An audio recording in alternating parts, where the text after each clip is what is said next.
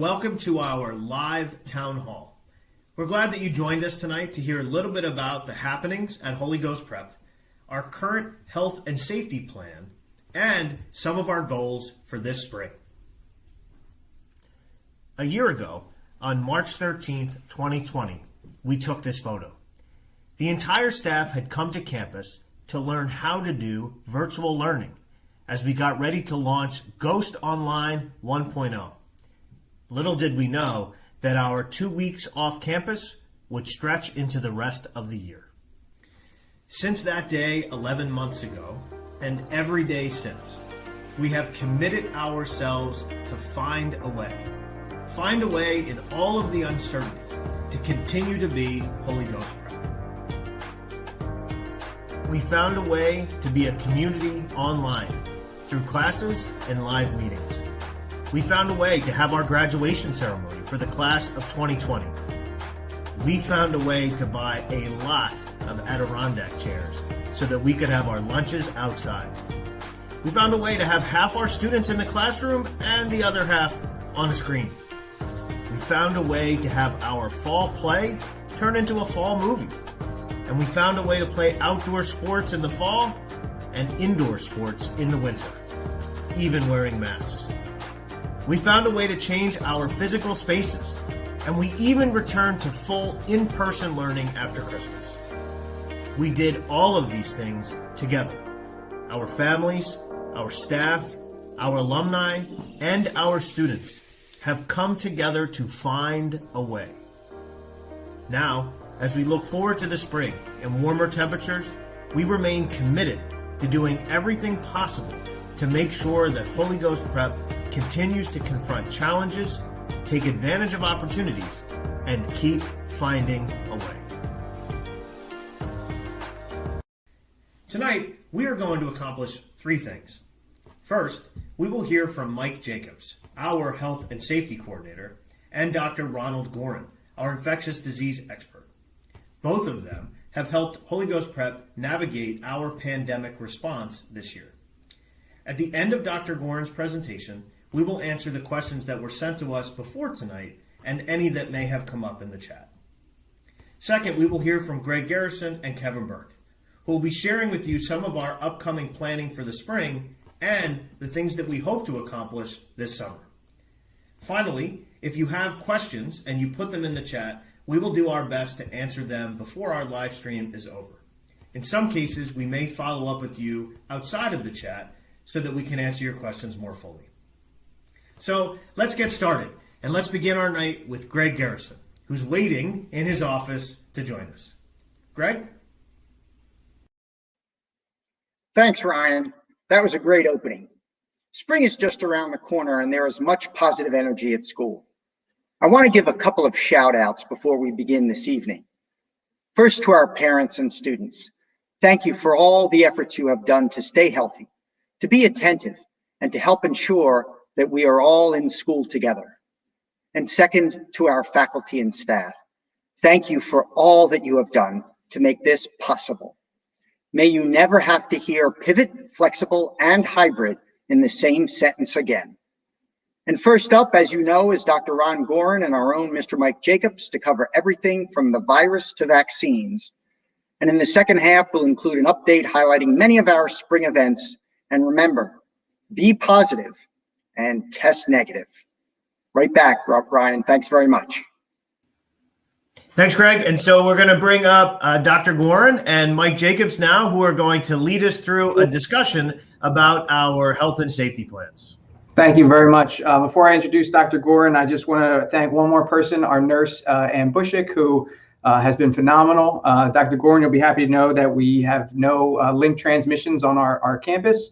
We have had some students test positive now and then, but through the help with your advice and our nurse at school, we have a lot of resources available for those families. We know where to send them to get tested. We know, what to tell them, how to quarantine and when to come back. So we've had a lot of success, and thank you very much for all your help in putting all those plans together. Dr. Gorin is, of course, our expert in infectious disease. I'm going to turn it over to him to talk a little bit about the updates today. Well, thank you. It's been my privilege to work with you, Mike, and the rest of your team at Holy Ghost Prep. I think you've all done a phenomenal job negotiating these difficult and sometimes very confusing waters. So if you want to get started, you want to run it from your end? And I'll just say switch slides when we're ready. Okay, so what I'd like to do today is just give you a little update as to where we are with COVID and some of the vaccine issues. Next slide, please. This is Bucks County. As you can see, we've had a nice the holiday peak, as we're calling it, and it peaked in early January, and you can see the cases are starting to come down. Philadelphia is very similar to this. It turns out that Bucks County isn't doing as badly, is doing fairly well, as a matter of fact.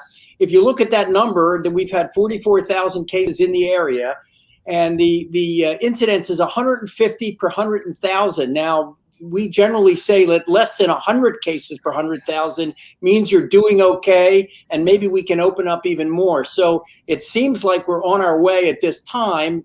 Time will tell if we get there, but I'm very hopeful. RT is just a number that tells you whether the cases are going up or down. Greater than 1, it's going up. Less than 1, it's going down. And you can see currently it's down. We only have 8.2 tests in the whole community positive. So of all the patients we test, only 8.2 are positive, and was considerably higher than that. And we are considered orange in terms of getting people back to school. I had orange to red, but I should have changed it. I think we're pretty much just orange at this point. So right now, things are looking pretty good in our area. Next slide, please. And why is this happening? Why are we now going down when we were so high before? The first one, I think, is masking and social distancing and people staying away from large crowds, especially indoors. I think people are finally starting to realize that this is the right thing to do. I think the message is out there now, and people are doing the right thing. The other thing that's interesting is it may be that we are starting to reach a level of natural immunity and starting our vaccination, that the virus is starting to be under control. Paul Offit, as you may know, is a leading virologist. He's on the staff at Children's Hospital and the University of Pennsylvania. And he developed the Rotavirus Vaccine, and he's been right in the forefront of working with this vaccine. He believes that about 40 to 45% of the population's actually been exposed, which means they have some degree of immunity. That plus the people we are now vaccinating is accounting for some of this drop. And also the natural history of some of these viruses. They do very strange things. They come and we go, and we don't often have a good sense of why this is happening. But I think a lot of it has to do with the fact that we've reached a certain point now and things are starting to improve. Next slide, please.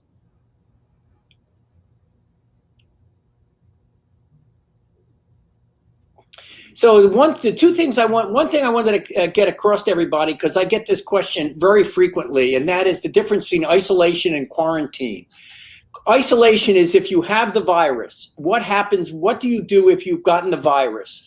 Now, most people are doing okay, and they don't have to worry about getting that ill. So when can you come back and join society, as it were? Well, we know now, and if you look at that little graph in the picture, that green line is what happens when the virus when people get sick. The virus goes up very quickly after you're ill, and then starts to fall down. And you'll notice by about 10 days, which is the abscissus on the bottom, by about 10 days, the virus is pretty much going out of your system. The other thing we know is that if we try to test you at that point, you may still be positive. And the reason for that is you may just have a little bit of dead virus in your nose or your throat, and that comes out periodically, and that's the way we can check. That's the way the test is positive. But we know from doing studies that after about 10 days, almost everybody is no longer contagious. So when you isolate for 10 days. As long as you're feeling well and no more fever, you're out of isolation and you can rejoin society. Quarantine means you've been exposed. And in general, most people will get the virus within 5 days, but it can last as long as 14 days. And so the general measure for quarantine is if you've been exposed to somebody with it, you have to isolate yourself for 14 days. If you get sick, we take care of it. If not, 14 days, you're done. Now, we know that that's a long time, and there have been some shorter ways of quarantining, and that is if you get tested at around 7 days, they're negative, and you have a mission critical position, you can come out wearing your mask and being careful. Or if you quarantine for 10 days without testing. Right now, in the state of Pennsylvania, they went back to 14 days, worried a little bit about some of these new variant viruses, and I'll talk about them in a second. So isolation is for people who have had the disease. Quarantine is for people who've been exposed to the disease. Isolation is 10 days. Quarantine is basically 14 days. Next slide, please. And the new thing is the vaccine. And this is the data from the Pfizer study. The blue line is people who got the vaccine. The red line is people who hadn't had the vaccine. There were something like 20,000 people given this vaccine. And you can see there's a dramatic change. There was about a 94 to 95% of people efficacy of this vaccine. Very few people who got the vaccine actually got sick, and furthermore, very few people got really seriously ill as well. So we knew when this Pfizer vaccine came out and the Moderna vaccine, we knew that these vaccines were going to work. Next slide. And how are they doing? We've now been giving them since mid-December. They've been administered all over the world. In the UK, if you look at the numbers from Israel, they vaccinated over 600,000 people, many of them over 60 years of age, with a 95% efficiency. 41%, it decreased the amount of cases by 41%, the amount of hospitalizations by 31%, and the critical illness by 25%. Of 416,000 people vaccinated, only 254 got it, and most of those cases were mild. And that includes the British UK strain that it is supposed to be more contagious and maybe more virulent or more apt to make you very sick. So that's really good data from the state of Israel. In UK study just released within the last 24 to 48 hours using both the Pfizer and the AstraZeneca, prevented 80% of cases. After one dose, there was a 50% drop. After two doses, a 94% drop and 40% less hospitalizations. Healthcare workers under 65, a 72% drop after one dose and 85% drop after two doses. And we take a little bit of a step forward and go to South Africa, where they just use the AstraZeneca vaccine. Now, this is not the same as the other two. We'll mention that in a sec. But if the first two, Moderna and the Pfizer vaccines, are RNA vaccine, a little bit of genetic material that's injected into you. It goes to your muscle cells. It makes the protein that the virus uses to attach to your lungs and to your throat and your nose. And this one, and it causes your immunity. The South African vaccine is a common adenovirus that causes common colds in people, but it can't replicate. It's a defective virus, and that was tried in South Africa, where they have that B1351 variant, and it wasn't as good as they had hoped. But what happened was none of those people got seriously ill. And that's a very good sign for the fact that some of these viruses are changing, but our vaccines are still going to work. And as I mentioned, for both Israel and the UK testing, both of them performed very well in the UK variant, the one that is most commonly in this country right now. Next slide, please. Why do we have variants? Well, the fact is that all viruses will change and mutate. RNA viruses like the coronavirus, even more so. Think about influenza. We need to get a flu shot every year because it mutates every single year dramatically. This didn't mutate quite as quickly, but under pressure of treatment and maybe even some vaccine testing, the virus is trying to survive. And when it makes these little changes, if that little change makes it more contagious, it will take over. If you look at the graph on the right, there's the 614 mutation. Now, this didn't have a great impact, but it was clearly more contagious than the one that came out of China. This showed up in the spring, and you can see by the purple in that slide, it virtually took over everything in this country. from the spring on. And while that is not the same as the ones we're going to be talking about, you can see how just a little change in the virus can cause a big change in our population and who gets what and which virus that is transmitted. The variants we're talking about now have multiple little mutations, and they've changed enough so that they may be more contagious. They say the UK variant, which is several mutations, is 50% more contagious than the standard coronavirus. And the South African also is more contagious, but we're not really sure how much yet. We don't have the data. The Brazilian variant, the B1 strain, we have very little information about. The most common one right now in the States, as I said, is the UK variant, the B117. And we anticipate that that's going to take over. The good news is that our vaccines so far seem to be very active against the UK variant. The South African may not be as good, but again, the important thing about making a vaccine, and I want everybody to understand this, is not that it prevents the disease, but it takes it and turns it into something you have for a couple of days and you get better.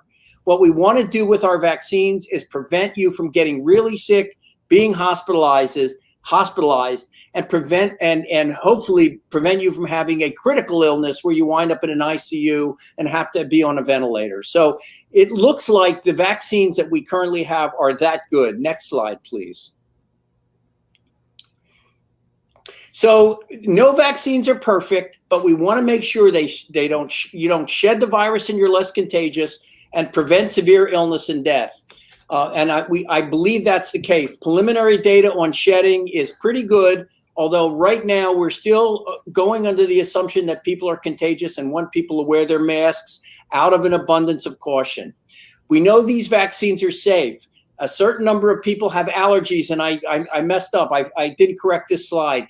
The allergies are 4.5 per million, not 2.5. That's my mistake. But you can see only a very small number of people are getting these allergic reactions that are making a lot of headlines in the papers. And we know how to treat these. If somebody gets a reaction like hives or even goes into anaphylactic shock, we know how to treat them. Nobody has gotten seriously ill from an allergic reaction to this vaccine. And we watch people for 15 minutes to an hour to prevent them from getting into any kind of trouble.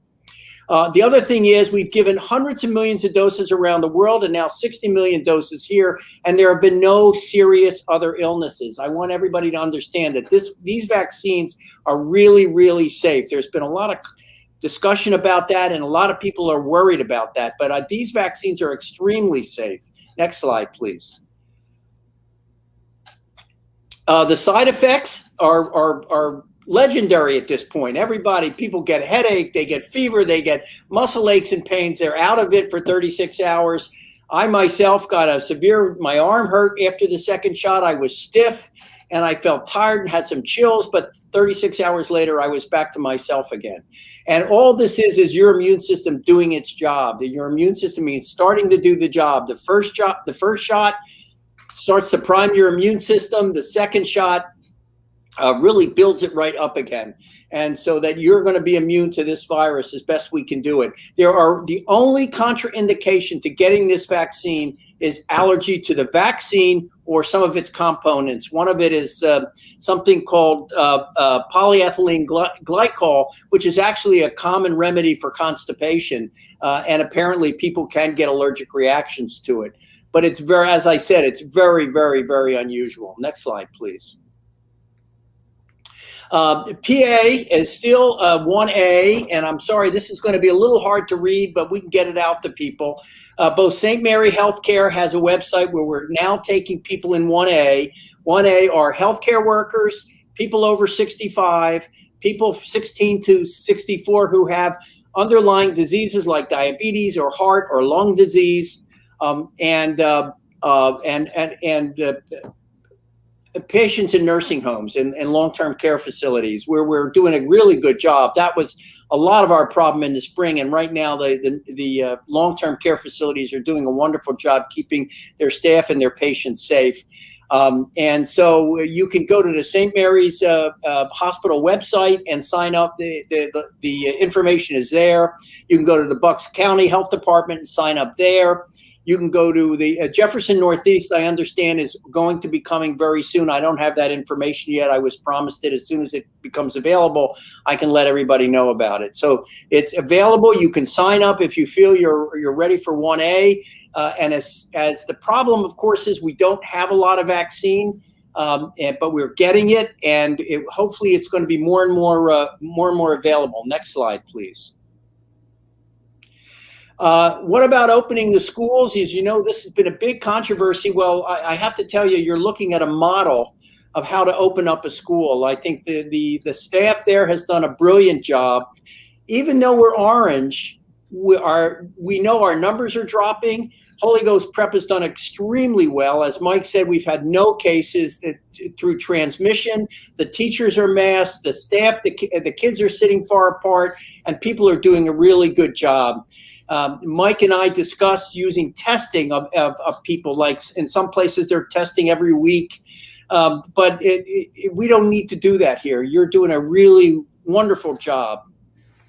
If necessary, if our numbers start to rise and we have to be careful, there's some new testing out that's much, much easier to use. They're made of cards. You don't have to send it out. It's much less expensive. And we could do that if we absolutely have to. But right now, we don't have to test for it.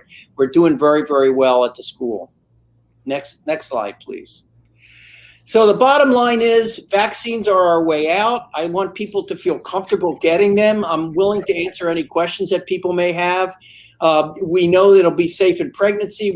They haven't done a lot of pregnant women, but there is absolutely no reason these vaccines should affect pregnancy. These are killed vaccines. They're not live like measles vaccine or the old polio vaccine where it could interfere with gestation. They're not like that. They're safe for patients who have had cancer and are immune suppressed by medications like to treat rheumatoid arthritis and other conditions, because again, these vaccines will not affect the person. The problem with patients who are on chemotherapy and immunosuppressed is they may not get a full response because of their immune systems. And they're probably safe, as far as we know, for people who have autoimmune diseases. So these vaccines are safe, they're effective. And we have one more coming out, the J&J Janssen vaccine, which also is an adenovirus vaccine. It's not RNA, and it's only one dose. That should be available in the coming months to increase the number of people we get vaccinated. If we do this, I think we're on our way to getting through this thing. I'm very optimistic. Next slide, please. I think that'll be the last one. Hold on, I gotta. Are we done? Is that it? Oh, yeah, there it is. There it is. Oh, there you go. Okay, very good. But the virus is still here. It hasn't gone away. We're better, but people are still getting it. We need more information on these variant viruses. Could we need a booster next year?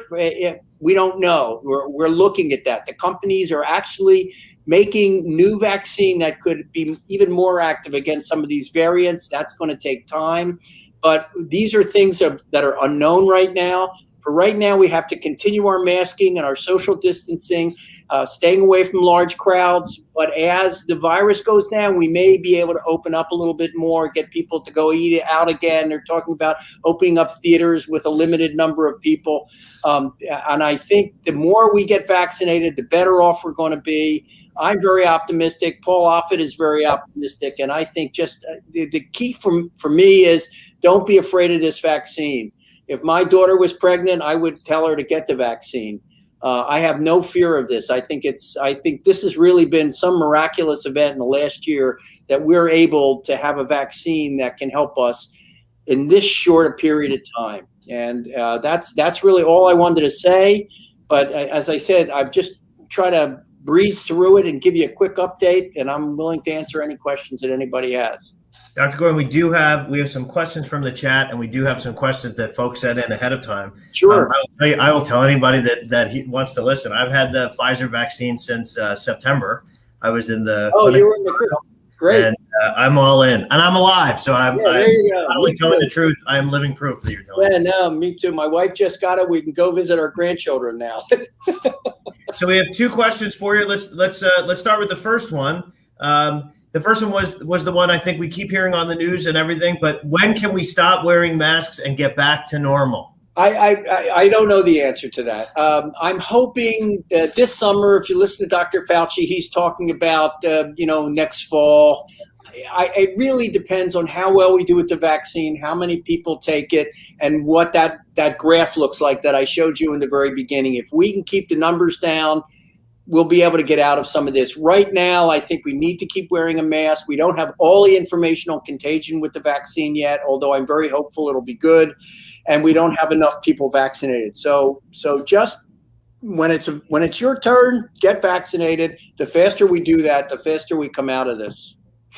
The next question, Mike, is for you. I heard all the Philly teachers are getting vaccinated. When are the HGP teachers getting vaccinated? Yeah, it's a great question. And I get asked that question a lot as well. Philadelphia seems to be its own entity. They deal with the federal government directly, so they get vaccines straight from the federal government. The rest of Pennsylvania, like Bucks County, deals with the state, which deals with the federal government. So if Philadelphia moves into, I won't call it 1B, but the next phase where they're going to start vaccinating teachers, that's great for Philadelphia. But unfortunately, Bucks County is still in 1A. So we're still waiting to get everyone vaccinated in 1A before we get to move to 1B. Bucks County has a sign-up list. We've already put our name on the list and the number of vaccines we need for our employees. So as soon as we move to 1B, we're working directly with the county Department of Health. We'll get vaccines for our teachers too. I'm working on multiple screens here, Dr. Gorin. The next question is for you, and I'm going to read it. It's over there for me. If you go out of the country and get a rapid test that is negative, can you return to school the next day? No. You're still going to have to quarantine, as far as I understand. Just because you've had a test doesn't mean, depending on when you were exposed, doesn't mean you're out of the woods yet. So most people would say if you get your test somewhere between 5 and 7 days after you come back, and you're still careful and wear your mask, you might be able to come back to school again. But I think if you leave the country right now, you're still going to have to quarantine when you come back. And Mike, there's one more question here. This one's for you. Should I be concerned when I get those emails from the school about COVID cases? No, actually, if you get an email and not a phone call from myself or the nurse, you're good to go. So those emails we've been sending out to inform people, hey, we know of a COVID case, or there was a student with a COVID case or something to that effect. Once we know of a case, we do our due diligence. We call the Bucks County Department of Health. We do some contact tracing in coordination with them. And then we reach out to anybody that we deem as a close contact from that. And by the time the letter actually goes out, we've already contacted everybody and talked to those who we think are affected or need to get a test or whatever the case. So they're just for full transparency, but my, contact information is always at the bottom of those. So please, reach out if you have any questions about them. Great. Well, we want to thank both of you a lot. Dr. Gorin, Mike Jacobs, thank you so much for sharing all of that expertise with us tonight. And we wish you both a good night, and we'll talk to you soon. I'm sure that we'll have you back really soon. Thank you. So we're going to move forward now. We have two more people to update the school community on things that are going on, some celebrations, and some information about what we are planning for the spring and for the summer, so that we can continue to do positive things as the school year goes on. So we're going to bring back Kevin Burke, our principal. There he is. Mr. Burke has had some issues over the year with freezing. So if he goes off, we'll cover for him.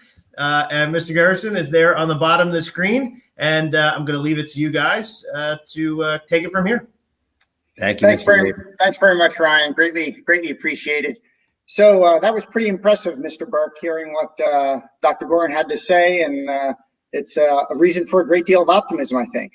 Absolutely. He has been a blessing to our community with his knowledge and his expertise, especially amid this time where we're working through the medical concerns. And also, we have to always say thank you to Mr. Jacobs. It's like director of IT might be his like nighttime job now. I think director of health and safety has really taken a lot of his time.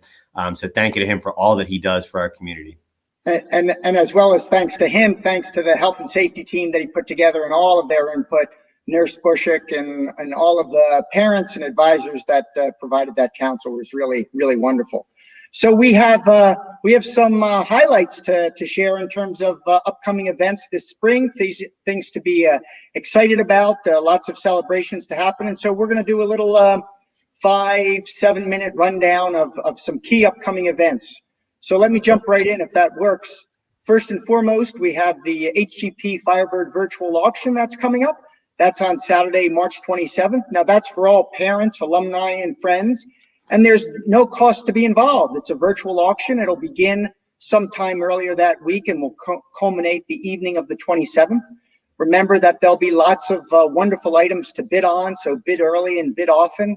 And perhaps most significantly are those raffle tickets that you're getting information about in your emails or from the HGP website. It's a chance to get a full tuition for next year for any of our current parents, or for anyone else, a cash prize of $10,000. And so that's a pretty good deal for no entry fee to an event. So it hopefully will be a great success for us. Sure. And I think it's also important to note as we work through this list, this is most of our events at the end of the year, but there are some events that might have been left off that we'll communicate in other ways, but we wanted to make sure that we got these events out there and say that they're on our radar. It's been a unique year, but we're trying to plan them. And one of them is the Academic Honor Society, which is on April 22nd. We actually have been planning to hold all of our honor societies together. So this is not something due to COVID, but as part of our planning, that rather than have individual nights of smaller celebrations, that we could do it together, and that all of the honor societies on campus would have a collective celebration. More information about those honor societies and about the evening will be sent out in early April. Great. And along those lines, another reason to celebrate is a parent social that we're going to throw for all our junior and senior parents. We think that celebration is in order, and take the time in the courtyard that evening. Join us for some fellowship, some spirits, and some appetizers. More details on that as well. But it should be a great evening just to gather and celebrate the coming end of the year, the senior class, and of course, hopefully, just a wonderful conclusion to this school year.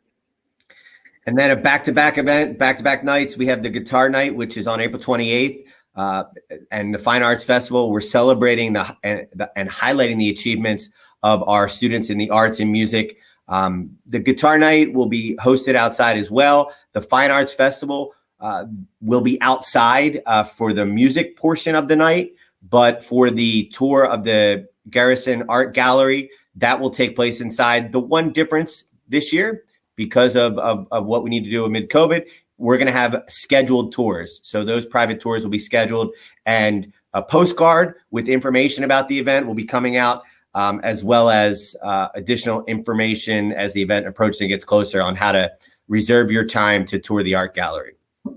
And for those of you that have never been to one of the fine arts festivals, I would strongly encourage you to try and come to see our students' artwork, to see and hear the performances from our music students. It's just a really wonderful experience, and it's a great exposure to something that you might not normally have some time to spend with the Holy Ghost. So I strongly encourage you to do that. We're also thrilled that many of these events will be on our campus outdoors. We'll have a tent here on campus for 5-6 weeks. And so many of these events will be hosted there. One most significantly will be that Mother-Son Dance. It's an opportunity that the Mothers Guild hosts for our moms and for all of our seniors to get together and to celebrate. It's always a wonderful event. Details will be available from the Mothers Guild, but mark your calendars, May 15th on campus under the tent. It'll be a wonderful, wonderful evening. Mr. Abe? Oh, we have another one. Yep, the Senior Moms Recognition Night in Mass. Let's not forget that one. Less than 2 weeks later. This is a wonderful evening because we have the chance to have all of the senior moms come together and to just share and reflect a 30-second, 45-second snippet of their son, their appreciation of all the things that they feel they want to thank and acknowledge of the school, of the faculty, of the staff, share where their son is going to college. It's an evening that is wonderful because of its fellowship. We'll also be holding a mass for the senior moms as well. Details in terms of attendance and RSVP, but the beauty of doing that outdoors under the stars and under the tent, it will be in a one-of-a-kind evening for the senior moms recognition. Sure. And just an important note, and especially with the beauty of our chapel, we're actually able to hold that mass due to what we're able to do in the chapel inside. So I know that's something that's a beautiful space, and in talking to Becky Gabriel and the Mothers Guild, they want to do it and we can do it, and working with Mr. Jacobs. So that's exciting. I experienced that virtually last year, and it was a beautiful event, Mr. Garrison. So I'm really excited to see it in person and on campus. It's just a great time with the senior moms and their appreciation for the experience their sons have had. And then a few events. We had the athletic recognition night. One change to this is it's only varsity athletes this year. That's something that we need to do just to manage the numbers. That's going to be on May 25th. That will take place. Our honors convocation, which celebrates our students in the freshman, sophomore, and junior class and their academic achievements, will take place on the 1st. And we have a senior prom that's taking place on the 2nd. Planning of that event on campus, making it a wonderful experience for our student is really important. And I know our student government moderators, Mr. Hoban and Ms. Best, are working on that. We are talking about a junior prom. We've had conversations with students. If we can do something, we're going to do that, but we need to have conversations and make sure that we can plan that effectively and safely for them as well. And last but certainly not least is the graduation weekend, our baccalaureate, the mass for graduation that Friday evening, June 4th, followed by commencement the next morning at 10 a.m. Ours, as has been our tradition, that will also be under the tent for all the graduates and their parents, faculty and staff. It'll be a wonderful celebration, even though we have the challenges and constraints of the pandemic, to be able to do that on campus under the tent, as we always have traditionally, will just be the wonderful culmination of a year, and a year that is well deserving of celebration, but also bringing to a close for sure. And I think, Greg, one of the big things to point out is that the tent that we're getting for the spring is the tent that we have traditionally gotten for graduation. So while we had that smaller tent outside of Founders Hall for the fall semester, the tent we're getting for the spring semester is 3 times the size of that tent. So we're going to be able to do really well-distanced, but events for a good number of people. So we're not going to be in a situation where it's that smaller tent like we had in the fall. That's a great point, Ryan. And as several of us have talked about in the past as well, it'll be great to also take advantage of our courtyard, other spots on campus, just having what we can provide, given the 50 acres and hopefully wonderfully cooperating weather. It's going to work out great.